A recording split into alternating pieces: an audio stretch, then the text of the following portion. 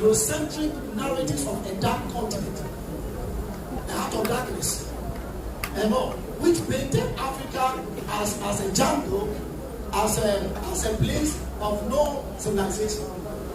Again, early African writers looked at how to transmit culture and preserve culture through what? Through literature.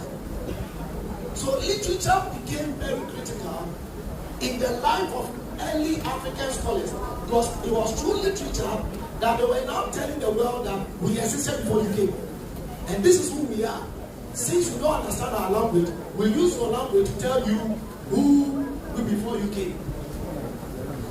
Then one other thing they started documenting was the clash of cultures. Because among them, the educated Africans and all that, now people are confused. Shall I go to Cape Coast or to Elmina? Do I maintain my African identity, or I now behave like the white? And these early writers started capturing these experiences. And some African writers responded by resisting cultural erasure through literature. So literature is one of the ways by which we resist cultural erasure. So you look at the negritude movement, celebrating blackness. Alright? The negritude movement sought to project Africa, its beauty, what Africa is, to let people know. Alright? So when you look at negritude movement, even the female figure, someone was talking about Africa. If you look at the poem Africa by David York, talks about the challenges, talks about the current situation, talks about a future glory that is about to come.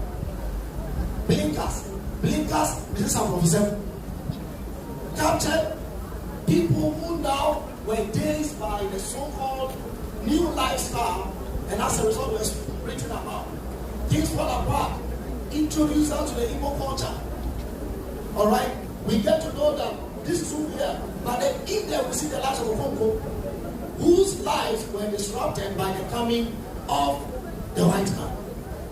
Then our own Ayukwamesi, the healers. If you want to have a fictional understanding of the Ashanti kingdom, I recommend the healers to you.